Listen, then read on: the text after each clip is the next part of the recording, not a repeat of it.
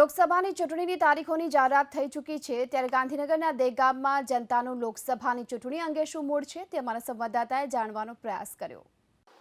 અમે હાલ દેગામ ખાતે ઊભા છીએ અને દેગામની જનતા સાથે વાત કરીશું અને અહીંના મહત્વના મુદ્દા લોકસભાની ચૂંટણી આવી રહી છે તેના મુદ્દા અને રાહુલ ગાંધી પ્રિયંકા ગાંધી સહિતના મુદ્દે વાતચીત કરીશું અને સ્થાનિક જનતાનો મૂડ જાણવાનો પ્રયાસ કરીશું કે તેમના મનમાં શું છે, લોકસભાની ચૂંટણીને લઈને કયો પક્ષ હાવી રહેશે, રાહુલ ગાંધીનું શું નેતૃત્વ રહેશે। રાહુલ ગાંધીની સાથે પ્રિયંકા ગાંધી હવે આગળ આવી રહ્યા છે। ગુજરાતમાં પણ તેમણે મુલાકાત લીધી, સારો એવો પ્રભાવ જોવા મળે। શું લાગે છે આગામી ચૂંટણીમાં પણ પ્રિયંકા ગાંધીનો પ્રભાવ જોવા મળશે?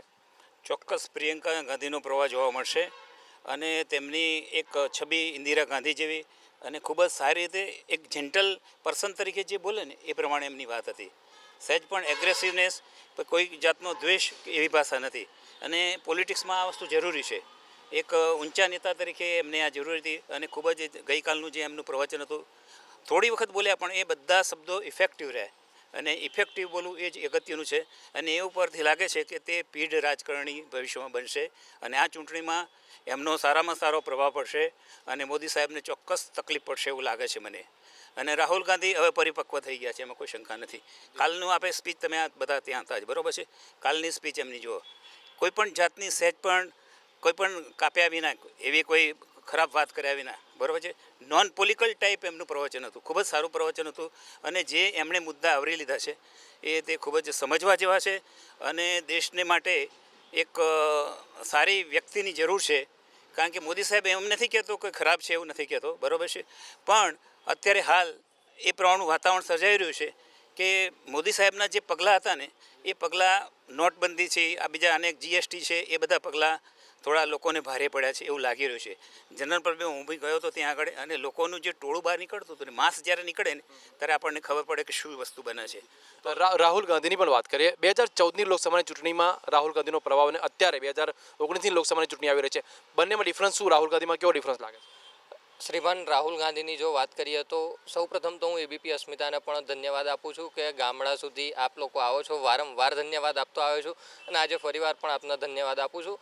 રાહુલ ગાંધીની જ્યારે વાત કરીએ ત્યારે 2004ની પણ જો વાત કરો તો પ્રધાનમંત્રી બનતા એમને કોઈ અટકાઈ શકે એમ નહોતું, ત્યારે પણ એમણે પ્રધાનમંત્રી પદ નહોતું જોયું, એમણે ભારતના લોકો કઈ રીતે આગળ આવે ત્યારે એક વિદ્વાન માણસને પ્રધાનમંત્રી બનાવ્યા હતા અને આજે પણ તમે જુઓ છેલ્લી 3 વિધાનસભાની ચૂંટણી ગઈ એમાં પ્રચંડ બહુમત એમણે એમના નેતૃત્વમાં જ મેળવ્યું છે। ત્યારે રાહુલ ગાંધી તો મજબૂત છે, જે જનતાએ એમને મજબૂત કર્યા છે, જનતાએ સર્ટિફાઈડ કર્યા છે અને સાથે સાથે હવે તો પ્રિયંકા ગાંધીની પણ એન્ટ્રી થઈ છે એટલે કે કોંગ્રેસ પાર્ટીની અંદર નેતૃત્વમાં 4 ચાંદ લાગ્યા છે અને જનતાએ એમનો ઉમળકા ભેર સ્વીકાર્યા છે। કાલની સભાની અંદર પણ તમે જુઓ તો અભૂતપૂર્વ પ્રતિસાદ જનતાએ આપ્યો છે, ઐતિહાસિક આટલી સંખ્યા કોંગ્રેસ પાર્ટીને પણ કદાચ આયોજન બહાર હતું કે આટલું પબ્લિક આવશે, એટલી પબ્લિક પણ આવી છે અને સવાલ છે 2019ની અંદર કોણ પ્રધાનમંત્રી બનશે એનો સવાલ નથી, સવાલ બેરોજગાર યુવાનો માટેનો છે।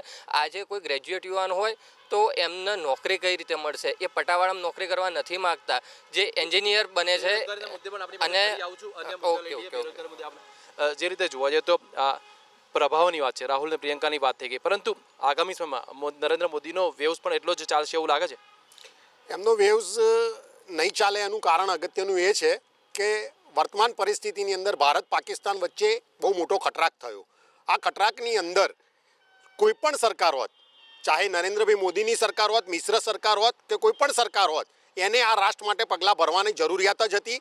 એમને પગલાં ભર્યા એ ઉચિત કામ કર્યું છે, પણ સાથે સાથે હું એમ કહું કે સૈનિકોએ જે લશ્કરે ત્યાં આગળ જઈને કામ કર્યું એ કામને પોતે પ્રશંસા કરવા જેવું કામ નથી થયું। કારણ કે દેશના જ્યારે 42 જવાનો શહીદ થઈ ગયા હોય અને 42 જવાનો શહીદ થયા એમને શહીદોનું બિરુદ બી નથી આપી શક્યા, એ અડધી કાઠીએ ધ્વજ નથી ફરકાઈ શક્યા અને રાષ્ટ્રીય શોક નથી મનાઈ શક્યા। જ્યારે સમગ્ર રાષ્ટ્ર એક શોકની પરિભાષાની અંદર ગુજરી ગયો હતો, સમગ્ર રાષ્ટ્ર આક્રાંત કરતો હતો, એવા સમયની અંદર ખરેખર જો આ 42 જવાનો વીર જવાનો શહીદ થયા એમના માનમાં અડધી કાઠીએ ધ્વજ ફરકાયો હોત, રાષ્ટ્રીય શોક જાહેર કર્યો હોત। એક નેતા જ્યારે આજે મરી જાય છે, રાષ્ટ્રીય નેતા મરી જાય તો એની પાછળ આપણે આખો દેશ શોક મનાવતો હોય છે। જ્યારે ભારતની સરહદ ઉપર આપણી રક્ષા કરવાવાળા જવાનોને આવું થયું હોય ત્યારે ખરેખર પબ્લિક બહુ નારાજ થઈ જાય છે। નરેન્દ્રભાઈ મોદીએ ખરેખર એર સ્ટ્રાઇક કર્યા પછી એર સ્ટ્રાઇક કરી. એર સ્ટ્રાઇકની અંદર બી એવું કહે છે કે મેં 300 જણાને મારી નાખ્યા, આતંકવાદીઓને મારી નાખ્યા એવું અમિતભાઈ શાહ કહે છે, પરંતુ એનું કોઈ પ્રૂફ નથી.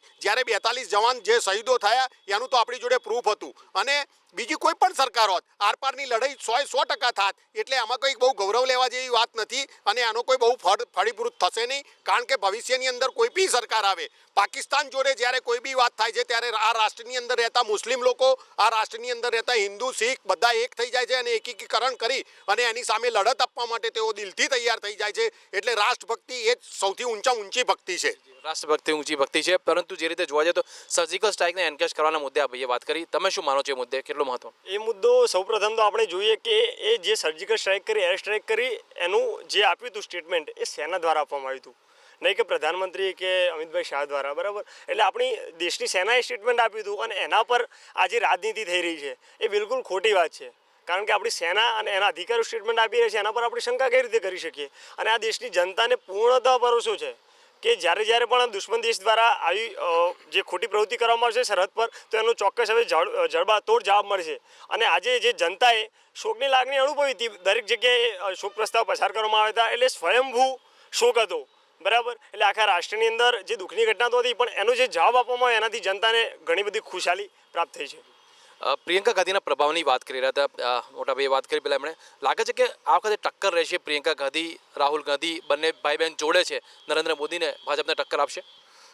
ટક્કરની બાબતમાં તો એવું છે કે જ્યારે નવા અને ગુજરાત ખાતે જ્યારે પહેલી જ વખત પ્રિયંકા ગાંધી આવતા હોય, આટલો બધો સમય થયો અને આપણું સાબરમતી આશ્રમ જો પહેલી વાર જોતા હોય તો એક તો શરમજનક બાબત છે કે ભાઈ સાબરમતી આશ્રમ એ પહેલી વખત આ એમના જન્મથી લઈને હમણાં સુધી.